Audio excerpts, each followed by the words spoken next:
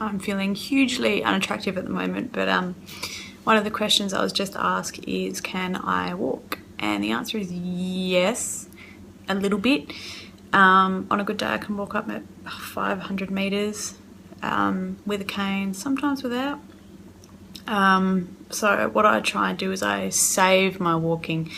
So for longer trips I'll use my chair, and then for things like filling up petrol or ducking into the chemist, and especially around the horse and around the home, I'll save my walking for that. Does the wheelchair reduce my pain? Yes and no. Sitting hurts, which is ironic. But thankfully when you're talking about a few $1,000 chair with a $300 cushion, it actually does help reduce my pain. It's quite ergonomic, it's quite comfortable. This chair is supposed to have armrests because I can't actually support myself sitting very well. So what I'm doing at the moment occasionally, I don't know if I'll be able to do this, is I might hook myself on my armrest and lean, or I'll just simply rest on my tyres. So having the armrest may or may not be handy, I don't know. But yeah, so because I'm walking less, my pain levels have actually reduced a bit, which is good. As an extra to the can I walk question, this is really important. A lot of people like to assume that if you're in a wheelchair you can't walk at all, and some of the looks I've had, especially at shopping centres where I've stood up out of my chair, have been pretty incredible. So never make the assumption that someone is in a chair because they can't walk at all, because I consider myself to be able to walk. That might be 3 metres, it might be 100 metres, but I can walk. The wheelchair just makes my life a lot more efficient, and I'm not the only one in that kind of situation. Shopping. Someone asked if shopping in a wheelchair was more difficult. It is, I won't lie, but for the last year I've actually had to rely on others to do my shopping for me. So I would either, back when I was using a cane, I would hobble along beside someone and they would do my shopping for me, and I'd lean on the trolley, or even when I got my first wheelchair I'd have to rely on someone to come with me. So I have seen people who use wheelchairs and can push a trolley, and I'll give it a go one day. But what I do at the moment is I just do small shops, which is actually sort of cool because it makes sure that I don't buy crap. So I put a basket on my lap and I wheel myself around, and there you go. Yes, reaching high shelves is difficult, but there's always someone looking at you. Don't worry, you won't struggle to get help. The other day there was some Easy Mac on the top shelf, and I thought, do I really want to get help to get Easy Mac? No, which is probably good for my hips. I always go through like a person checkout anyway. Like, I like keeping people in jobs, so I've always done that. I've never done self-serve. And yeah, I find honestly there's always help where you need it. You're not missing out on much, and if you're only doing a small shop, then there's no real big deal. Just as an addition to the how do I reach high stuff in supermarkets thing, I think I've mentioned in another video that standing up attracts a lot of unwanted attention. Oh my god, it's a miracle. So I tend to just do this. Hopefully it'll work. You'll be able to see. So I'll pop my brakes.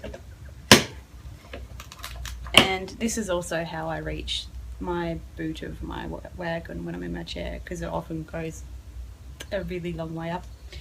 I've got a side guard inside my wheel, so I sit on that and the wheel, and it's made out of carbon fibre. I'm told that I shouldn't be able to wreck it, and this is a pretty common thing, so I just sit myself on that and then I can reach. Good morning everyone. It's lovely and warm today, so I'm outside to answer the last of these questions. I have my computer here because I've got really shit memory. Someone asked, do I get any assistance to modify my house? No, it's actually not something I've looked into either, because I can still walk around and I like to walk as much as possible, especially in the house. When I move into my next one, I probably will do ramps so I can get in and out easier, but other than that, I actually don't know what's available as far as schemes and stuff go, and I'm sure it's something that I will look into eventually, but for now, no assistance. Do I find that most places are wheelchair accessible? No. Shopping centres are they're really good for the most part, and larger department stores and stuff are, but when you go outside a shopping centre and to little boutique stores and stuff, you'll either find that there's a step to access, which isn't a big deal for me, but would be for someone in a power chair. And between the aisles or between clothes racks, things like that, there's usually not a lot of room, so you end up, you know, squeezing through things or running stuff over. This is a good question. Am I in the chair for life? As far as I believe, yes. The nature of arthritis is that it is a degenerative condition, and I'm only going to get worse. So failing any, you know, medical miracles, advances in science, yes. Do I need to do any exercises for my legs so that I don't get deep vein thrombosis? Well, like I've mentioned earlier, I try and walk as much as possible, and because especially being a girl and being on contraceptive blah blah blah, I'm also at great risk for osteoporosis later on in life. So I really do try and at least be standing or walking for at least an hour a day, even if it hurts. This is a pretty specific question, so I'm actually going to half read it from the computer, sorry. Someone who is considering the possibility of ending up in a wheelchair themselves wanted to know, how has being in a wheelchair affected my day-to-day living? Is it easy to actually move about? They have poor upper body strength and they feel they may struggle. So what I wanted to say is that in a good wheelchair, it's easy. But when I say good, I mean a minimum spend of $3,000 for an ultralight rigid wheelchair like mine. The hospital out-of-the-box issue wheelchair that I had before was $500, and you can get pretty decent ones for, you know, $800, even $1,000. But they're not designed to be lived in. They're designed, even though they've got big wheels, for someone to push you around in. Having said that, I appreciate that a $3,000 plus wheelchair isn't within everyone's reach. There are places out there that give you assistance, but it depends how severe your condition is and how much of a sob story you have. Mine was paid for outright. Even in mine, things like hills and grass are a killer. There are accessories you can get to make this stuff easier, but again, it's more money. So at the moment, I'm just trying to be as careful as I can. So I'm trying to push myself as much as I can without stuffing my shoulders up, because that's a very, very common injury. But as far as how has it affected my life, it's affected it, obviously. Not negatively, not positively either. Everything is just very different. Everything I do is very different. Getting in and out of the car is different. I mean, even before I got my chairs, my life was different. So, the same person also wanted to know if there are any associated issues because they struggle to sit, stand or lay in the same position for too long. I'm exactly the same. So my day is literally spent rotating. So for now I'm in the chair. After this, I'll probably need to lie down for a bit, and then I'll stand up and do some stuff. And it's just a constant rotation because, yeah, I can stand for a minute unassisted before I start to experience pain. As I mentioned before, I can walk anywhere between 300 and 500 metres depending on what kind of day I'm having. Today is a sort of mid-level pain day, so I might be able to walk 100-200 metres. The cushion on my chair, which I'll show you in a minute, is a $300 cushion that was pressure mapped and found to be one of the most comfortable that they sold, and it's heaven for my butt.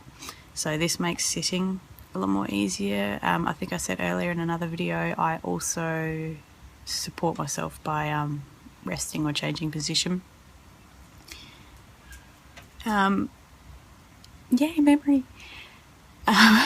I take my chair to doctor's appointments now because they always run late. And sitting in their waiting room chairs for half an hour compared to sitting in my beautiful chair. Win. How's my chair affected my ability to do stuff with my horses? I've got this really frizzy sort of thing going on here. Look at that.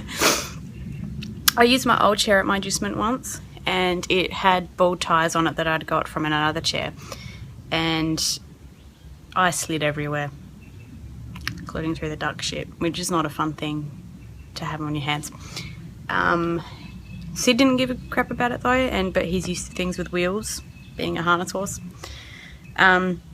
and I don't think it'll bother him. I haven't really tried to lead him or anything with it yet, but I'm pretty sure he won't give a crap. A lot of other horses would. I tied him to it and he went, oh yeah, cool. And then I realised that, you know, it would move if he walked off, and sure enough it did. So that didn't happen again, but he did not care. So don't tie your horse to a wheelchair.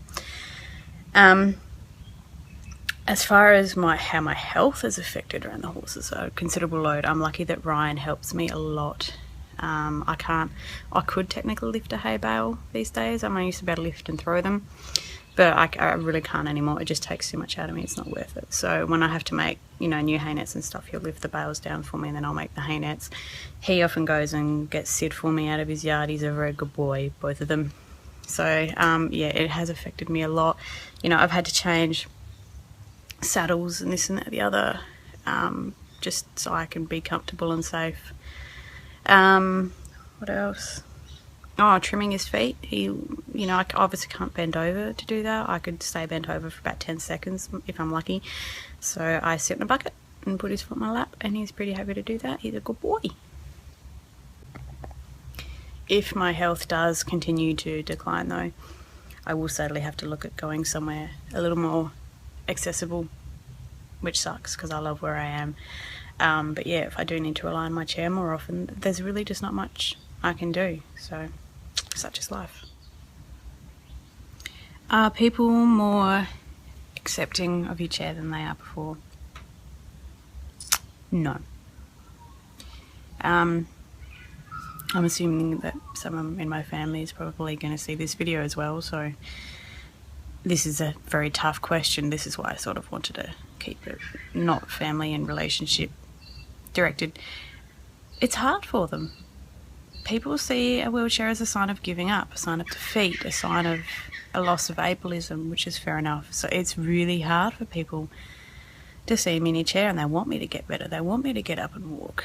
So I do appreciate that. But the thing is my chair has done more for me than a year's worth of pain medication and 3 back surgeries. Well, not surgeries, but injections. I won't say it's given my life back, but it's given me a new life. I can go out and do stuff again, you know.